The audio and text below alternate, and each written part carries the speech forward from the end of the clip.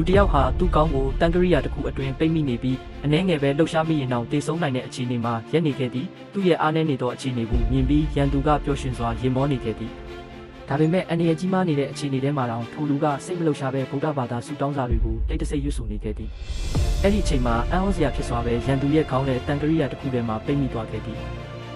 တန်ကရိယာကတဖြည်းဖြည်းတင်းလာတဲ့အခါရန်သူကဘလို့ရက်တက်ရမလဲမသိပဲကြောက်လန့်ပြီးစိတ်ပျက်စရာဖြစ်သွားခဲ့သည်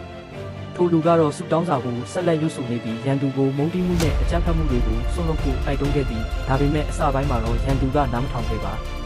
နောက်ဆုံးတော့အသက်ကိုကယ်တင်ဖို့အရေးကြီးလာတဲ့အချိန်မှာရန်သူကမိမိရဲ့အကြမ်းဖက်လုပ်ရက်တွေကိုရပ်တန့်မယ်လို့သဘောတူခဲ့သည်အဲ့ဒီအချိန်မှာတန်ကရိယာကလည်းတဖြည်းဖြည်းလျော့လာပြီးသူ့အသက်ကိုကယ်တင်ပေးမဲ့ပုံစံဖြစ်လာခဲ့သည်ဒါပေမဲ့ထိုလူကသူ့ရဲ့ဘာသာရေးတောင် religious staff ကိုလှုပ်လိုက်တဲ့အချိန်မှာတော့သူ့ကောင်းပေါ်ကတန်ကရိယာကချက်ချင်းကွဲထွက်သွားခဲ့သည်ဒီညီကွင်းကြောင့်ရန်သူကအလွန်အံ့ဩသွားခဲ့ပြီးနောက်ဆုံးမှာတော့ငြင်းချမ်းမှုနဲ့ပဲအောင်မြင်ခဲ့တဲ့ထိုလူရှိမှလုံးဝလက်နက်ချအရှုံးပေးသွားခဲ့သည်